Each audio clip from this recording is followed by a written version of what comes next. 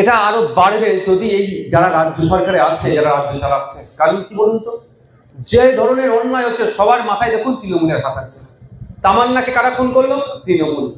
এখানে যে মনোজিৎ মিশ্রা যে আছে, এরাও তৃণমূলের হাত ছাওয়া। শুধু তাই নয়, পশ্চিম মেদিনীপুরে একটি বাচ্চা স্কুল থেকে ফিরে আসছিল, তাকে তুলে নিয়ে গিয়ে ধর্ষণ করেছে। ধর্ষণটা কে করেছে? যে করেছে, যে প্রধানের যে গাড়ি চালায়, বাইক চালায় সে। যত ধরনের অন্যায় হচ্ছে দেখুন তাদের মাথায় একটা তৃণমূলের হাত আছে। এটা এই অপশাসনের অবসান না ঘটাতে পারলে এইগুলো আরো বেড়ে যাবে, আমি আশঙ্কিত। তাই মানুষকে এগিয়ে আসতে হবে এই অপশাসনের অবসান ঘটানোর জন্য। 2026টা সুইটেবল টাইম।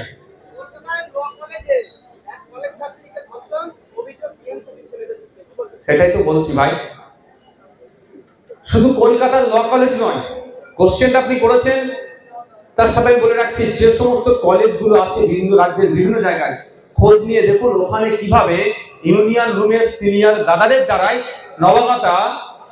নবাগত ছাত্রছাত্রীরা কিভাবে হ্যারাসমেন্ট হয়। খোঁজ নিয়ে দেখবেন এই ধরনের অনেক কাণ্ড ঘটিয়ে রেখেছে সিনিয়র দাদাগুলো ইউনিয়ন রুমের, যেগুলো সে পাস আউটে 4 বছর 5 বছর পর পরে সেখানে আড্ডা মারে। আমরা চাই কলেজে নির্বাচন হোক, সন্ত্রাসমুক্ত ভয়মুক্ত ক্যাম্পাস হোক, এবং কলেজে নির্বাচন হলে সে যে জিতুক না কেন, ছাত্র যাদেরকে চাইবে তারাই জিতবে, কিন্তু পিছনে একটা চাপ থাকে যে আমাকে কেউ নজরে আছে, আমাকে দেখছে, আমার কার্যকলাপ ভুল না হয়ে যায়। এখন তো কেউ নয়, নির্বাচন হচ্ছে না, ওরা একদম দুর্নীতির আখড়া বানিয়ে দিচ্ছে কলেজের ইউনিয়ন রুমগুলোকে। ফলে দেখবেন অনেক ইউনিয়ন রুমে বা অনেক কলেজে এই ধরনের অনাচার অন্যায় কাজ হয়েছে, হয়তো মুখ ফুটে অনেকে বলতে সাহস পাচ্ছে না। আর কিছু কোশ্চেন আছে?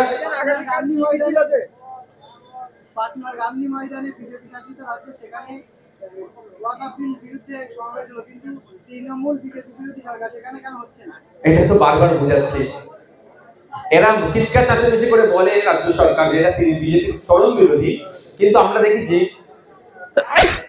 কাজকর্মে তৃণমূলে বুঝিয়ে দেয় এরা বিজেপিকে সহযোগিতা করছে। বিহারে যেখানে বিজেপির অ্যালায়েন্সে গভর্নমেন্ট চলছে, সেখানে বিজেপি নিয়ে আসা আইনের বিরুদ্ধে ব্যাপকভাবে আন্দোলন হয়। আর আমাদের পশ্চিম বাংলাতে ব্রিগেডে প্রোগ্রাম করতে গেলে বা রাজ্যের বিভিন্ন জায়গায় ওয়াকাফ বিরোধী প্রোগ্রাম করতে গেলে বিভিন্নভাবে হ্যারাসমেন্ট করা হয়। এটা বাংলার জনগণ বুঝুক যে বিজেপিকে আটকানোর জন্য যাদেরকে ভোট দিয়েছিলেন তারা বকলমে বিজেপিকে কতটা সহযোগিতা করছে। আগামীকাল কলকাতায় কিছু মিটিং আছে। আগামীকাল কলকাতায় ওয়াই চ্যানেল থেকে আমাদের শ্রম দপ্তর পর্যন্ত নিউ সেক্রেটারিয়েট বিল্ডিং এর শ্রম দপ্তর আছে, ওখানে যাব আমরা।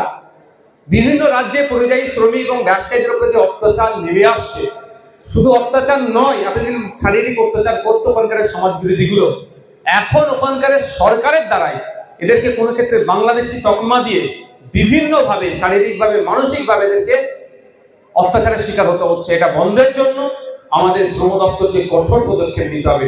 তাই আগামীকাল যাব ডেপুটেশন দিতে, ডেপুটেশন দিয়েও দেখবো যদি আমাদের রাজ্য সরকার সেই সমস্ত রাজ্য সরকারগুলোর সাথে যোগাযোগ করে এই অত্যাচার বন্ধ করতে অক্ষম হয়, সক্ষম না হয়, তাহলে যারা অত্যাচারের শিকার হচ্ছে সেই পরিবারগুলোকে নিয়ে এবং আমরা সাথে থেকে ওই লেবার দপ্তরের সামনে কিন্তু আমরা ধর্নায় বসবো এই সমাধানের জন্য।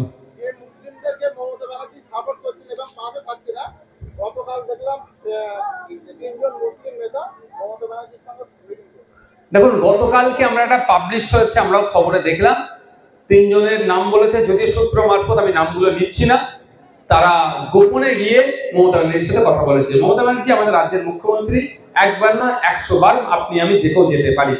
তবে একটা কথা, দিয়া বা আগে পরে কি আলোচনা হয়েছিল যদি সমাজের জন্য হয়, ওনারা যদি ওনাদের ব্যক্তিগত স্বার্থে যায় কিছু আমি বলার নয়, যদি সমাজের জন্য ওনারা গিয়ে থাকেন তাহলে ওনাদের বেরিয়ে প্রেস কনফারেন্স করা দরকার ছিল, মিডিয়ার মাধ্যমে মানুষকে জানানো দরকার ছিল যে আমরা এই লক্ষ্যে আমরা গিয়েছি। কিন্তু দুর্ভাগ্য, যাদের নামের শুনছি সত্যতা আমি জানি না, আমি যদি নামগুলো নিতে পারছি না, যে তারা কিন্তু এখনো পর্যন্ত তাদের অফিসিয়াল কোনো স্টেটমেন্ট দিল না, বা বেরিয়েই বলা উচিত যেটা ছিল যে আমরা মুখ্যমন্ত্রীর সাথে দেখা করতে গিয়েছিলাম, এই আলোচনা হয়েছে বা এই।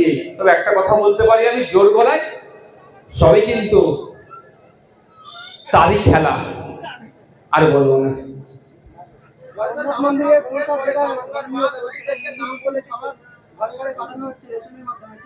এটা আমি কেন বেশি বলবো, আমি তো বলে দিয়েছি। মহারাজ সাহেবরা কোথায়? যারা যারা ঈদে মিলাদুল নবী করলে ফতোয়া দিয়ে দেয়, বা বিভিন্ন ধর্মীয় উৎসব করলে ফতোয়া দেয়, যারা আমি নিজে বড় পীর সাহেব আমাকে অমুক জায়গায় যাওয়া দরকার কি বলে ফতোয়া দেয়, মানে বিভিন্ন বিষয়ে যারা ফতোয়া দেয়, যারা প্যালেস্টাইনের শিশুদের উপরে যে অন্যায় হচ্ছে, অবশ্যই অন্যায় হচ্ছে, বন্ধ হওয়া দরকার, বর্বর ইসরায়েল এর জবাব তাকে দিতে হবে। আমি বলেছি পালিয়ে যাওয়ার পথ খুঁজে পাবে না ওই ওখানকার প্রেসিডেন্ট যে আছে। তো এত নিয়ে যারা কথা বলে, যারা উত্তরপ্রদেশে মুসলমানদেরকে কোনো অত্যাচার হলে কথা বলে, তারা কেন আমার কিছু কথা বলছে না? তাদেরকে প্রশ্নগুলো গিয়ে করুন, যে অন্তত করুন আপনি তো মৌলানা সাহেব ফতোয়া দিন, এটা খাওয়া বৈধ না অবৈধ।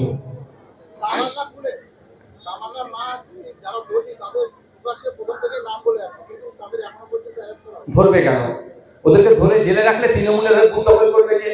তৃণমূলের হয়ে গুন্ডামি করবে কে? তৃণমূলের হয়ে মারামারি করবে কে? তৃণমূল হেরে যাবে তো। তৃণমূলের রত্ন এগুলো। তবে আমাদের লড়াই চলছে, বাধ্য করবো কে ধরার জন্য, সে লড়াই আমাদের চলছে। ধন্যবাদ।